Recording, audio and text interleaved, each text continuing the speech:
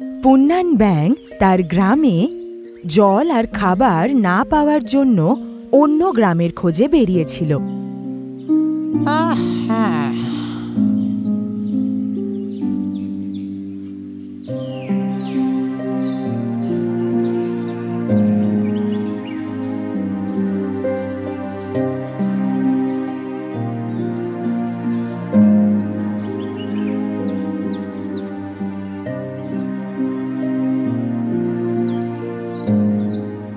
ব্যাংটা শুনেছিল যে গ্রামে যাওয়ার পথে নাকি একটা ঝিল পড়ে, যেটা কখনো শুকোয় না।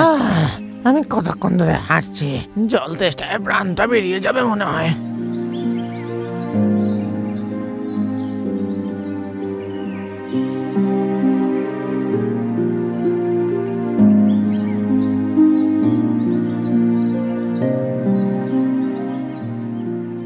দূর থেকে একটা বাগান দেখতে পাওয়ায় পুন্নান ব্যাং আনন্দে লাফাতে শুরু করে। একটা ফুল আর গাছে ভরে যাওয়া একটা পুকুর দেখছি। আমার মনে হয় আমার তেষ্টা মেটানোর জন্য জল এখান থেকে পাবো। পুন্নান ব্যাং তার ক্লান্তি ভুলে গিয়ে ওই বাগানের দিকে তাড়াতাড়ি হাঁটতে থাকে।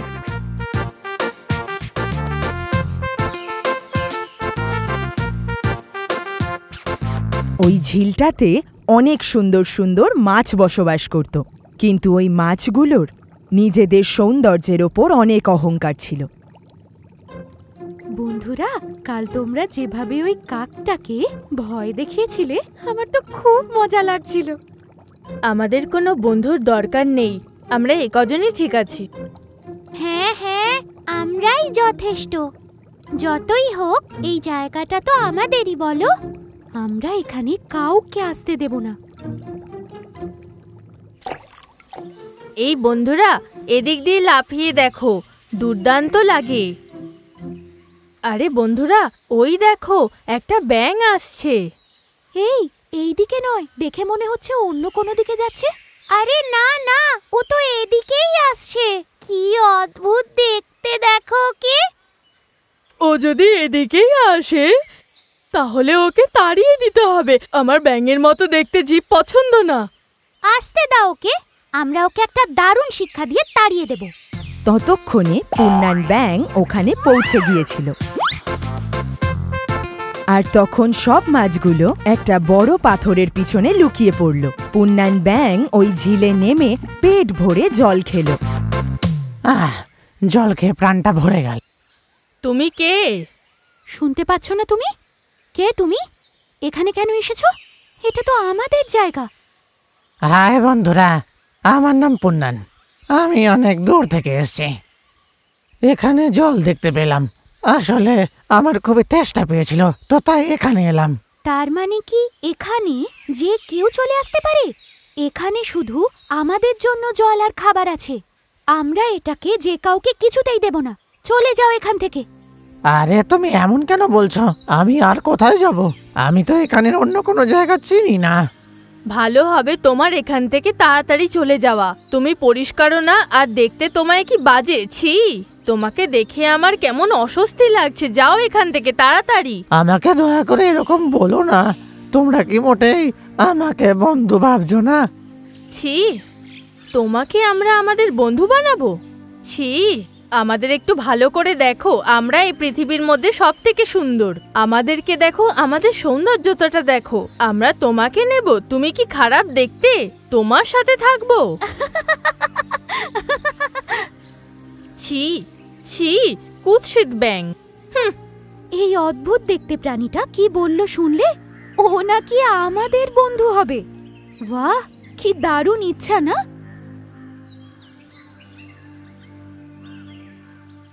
পরের দিন পুন্নান ব্যাং আরও একবার ওই মাছগুলোর সাথে বন্ধুত্ব করতে চলে এলো।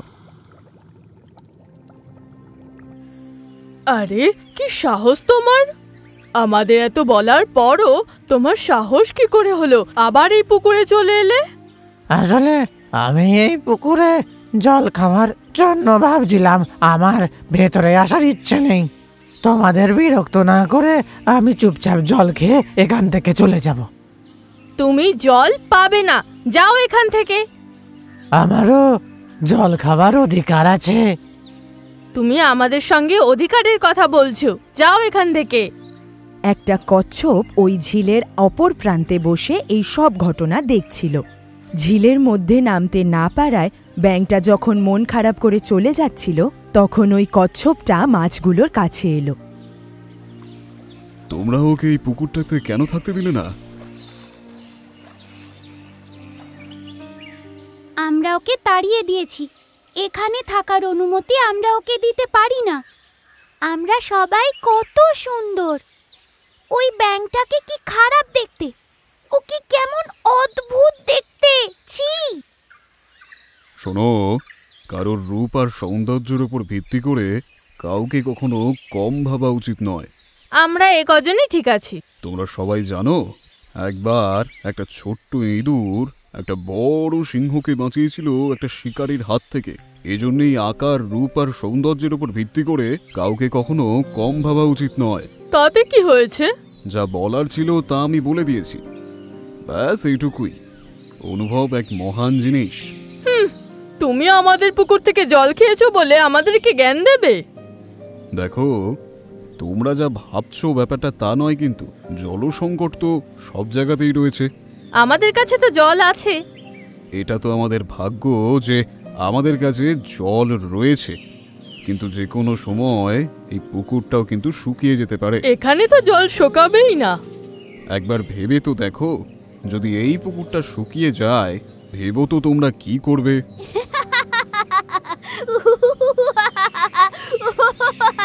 এই কচ্ছপটা কি বোকা!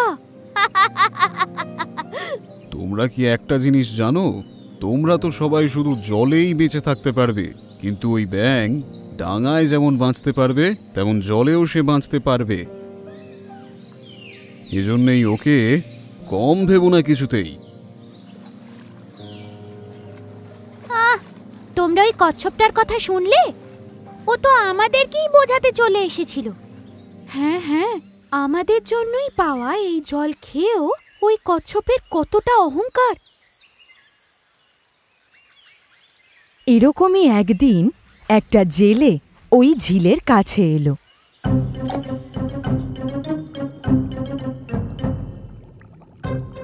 আরে আরে দাঁড়াও, এটা কিন্তু খেও না, এখানে বিপদ আছে। এ বড়শিটা তোমাদের ফাঁসানোর জন্য দেওয়া হয়েছে। এত বাজে দেখতে হওয়া সত্ত্বেও তোমার সাহস হয় কি করে? যত তাড়াতাড়ি সম্ভব চলে যাও। আমাদের চলে যাওয়ার পরে ও দেখবো খাচ্ছে। আরে দাঁড়াও দাঁড়াও দাঁড়াও বলছি, দয়া করে আমার কথা শোনো।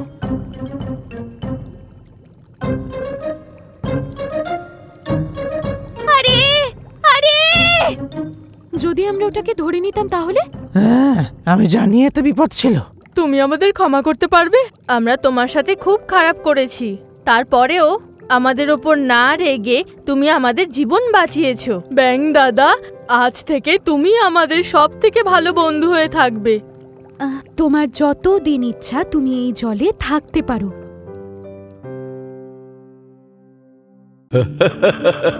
কি হলো তারা মামা, তুমি খুব আনন্দে মনে হচ্ছে? আরে আমি আর হাসতে পারছি না, হাসতে হাসতে আমার পেটে ব্যথা হয়ে গেল। পেটে ব্যথা হলে হাসিটা বন্ধ করো না, বেশি হাসলে কাঁদতেও হয় বেশি।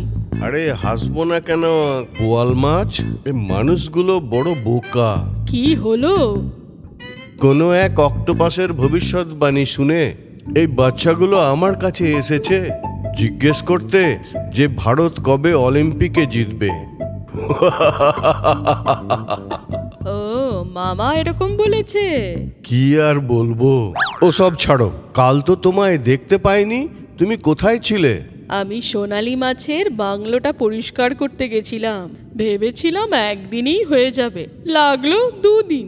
আমি যতই মন দিয়ে কাজ করি না কেন, ওই সোনালী মাছ সারাক্ষণ অন্যের নিন্দে করতে থাকে, সবার ব্যাপারে শুনতে হয়, এই আমার নিয়তি। ওসব ছাড়ো বোয়াল, একদিন আসবে যখন তোমাকে সবাই সম্মান দিয়ে চিনতে পারবে। হ্যাঁ, হয়তো আসবে। তুমি এখন এখানে এসছো কেন? তোমাকে কেউ ডেকেছে? তোমার এই মাছ ঘরে শাহী মাছেদের সঙ্গে থাকার কোনো অধিকার নেই। তোমাকে যখন কেউ ডাকবে তখন তুমি এসো।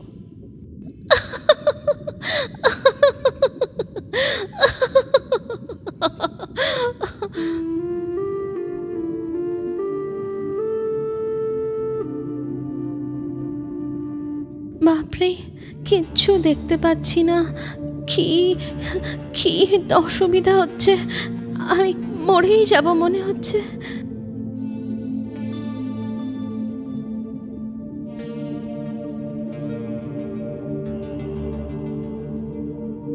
মাছঘরের সব মাছেদের অপরিষ্কার জলে খুব অসুবিধা হচ্ছে। এই বোয়াল মাছ কোথায় গেল? নোংরা জল আরো অপরিষ্কার হলে আমরা সবাই মরে যাব। এর একটা তাড়াতাড়ি কোনো উপায় বের করতে হবে। আমরা সবাই গিয়ে তারা মামাকে জিজ্ঞেস করি এর ব্যাপারে। যে কোনো কারোর সাথে দেখা করতে পারি। কি হলো সবাই একসঙ্গে? মামা, আমরা সবাই মৃত্যুর মুখে দাঁড়িয়ে। দেখো মাছঘরে কত নোংরা জমেছে। কি করে হলো? বোয়াল মাছ নোংরা পরিষ্কার করছে না। বোয়াল মাছ কিসের জন্য এই মাছ ঘর পরিষ্কার করে? ও নিজের জন্যে না আমাদের জন্যে? ও তো। কি হলো সবাই চুপ কেন বলো?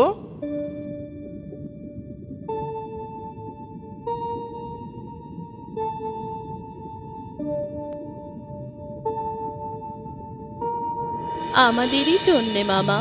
এই মাছ ঘরে বোয়াল মাছ সব পরিষ্কার করে, আমরাই দেখিনি। ও যদি কাজ না করে আমরা সবাই মরে যাব। এই মাছ ঘরের সব ময়লা পরিষ্কার করা আর আমাদের প্রাণ বাঁচানো, বোয়াল মাছের মূল্য তোমরা বুঝতে পারছো না। তোমাদের দ্বারা করা এই বড় ভুলের পরিণাম আমরা সবাই ভোগ করছি। ভুল হয়ে গেছে মামা, আমাদের ভুল হয়ে গেছে। আমরা এক্ষুনি গিয়ে বোয়াল মাছের কাছে ক্ষমা চেয়ে নেব।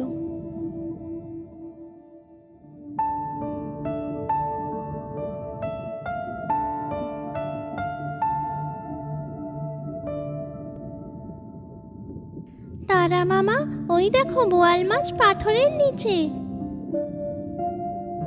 বোয়াল মাছ, আমাদের ক্ষমা করে দাও বন্ধু। আমরা আমাদের ভাষায় তোমাকে খুব আঘাত করেছি। এরকম আর কখনো হবে না। আমাদেরকে নির্বোধ ভেবে আমাদের ক্ষমা করে দিও। বোয়াল বাবা, তুমি তোমার বন্ধুদের বাঁচাও। বন্ধুরা, আমার কারোর উপর কোনো রাগ নেই, কিন্তু আমার নিজের ভাইরা যখন আমাকে দূরে ঠেলে দিল তখন আমার খুব কষ্ট হলো। মনে হলো যেন আমি একা হয়ে গেছি। তখন আমি এই মাছ ঘর পরিষ্কার করতে ভুলেই গেলাম। বন্ধুরা, আমাকে 1 ঘন্টা দাও এই পুরো ঘরটা পরিষ্কার করে দিতে। সোনার চাদর পরে সুন্দর আমি সোনালি, সোনার চাদর পরে সুন্দর আমি সোনালি। মাছের মধ্যে সবচেয়ে সুন্দর গোল্ডফিশে আমি, মাছের মধ্যে সবচেয়ে সুন্দর গোল্ডফিশে আমি।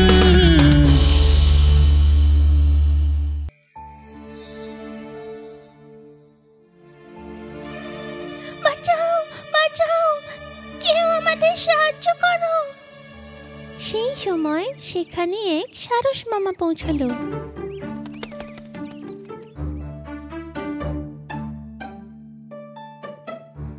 ওদের দেখে সে খুব খুশি হলো। হা হা হা হা হা, এই পুকুরে কত মাছ আছে।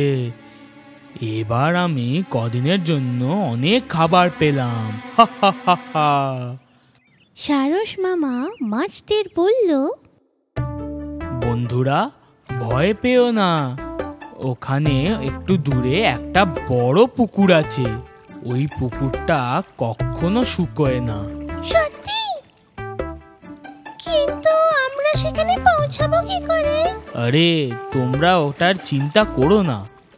আমি তোমাদের ওখানে নিয়ে যাব, কিন্তু প্রত্যেক দিন আমি কিছু মাছদেরই নিয়ে যেতে পারবো, ঠিক আছে? মাছেরা সারস মামার কথায় বিশ্বাস করে নিল। প্রত্যেক দিন সারস মামা মাছদের দূরে নিয়ে যেত। একটা পাথরের ওপরে রেখে মজা করে তাদেরকে খেয়ে নিত।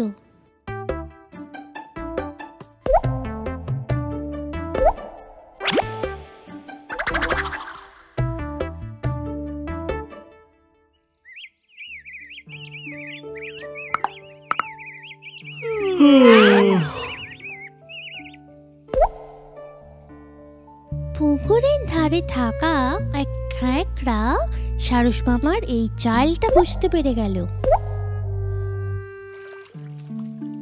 ক্যাঁকড়া পুকুরে তার বন্ধুদের বলল, বন্ধুরা, ওই সারসটা তোমাদের ধোঁকা দিয়েছে। ও তোমাদের পুকুরে না, রাস্তায় খাওয়ার জন্য নিয়ে যাচ্ছে।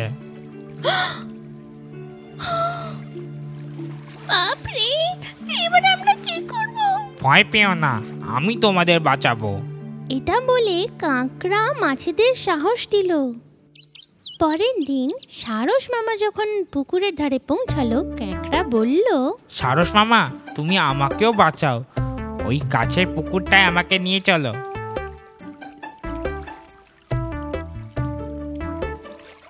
কেন নিয়ে যাব না? এতে কি আছে, তুমি আমার কাঁধে এসে বসো। এইভাবে মাছগুলোকে মুখে নিয়ে আর ক্যাঁকড়াকে কাঁধে বসিয়ে সারস মামা পাহাড়ের দিকে চলল।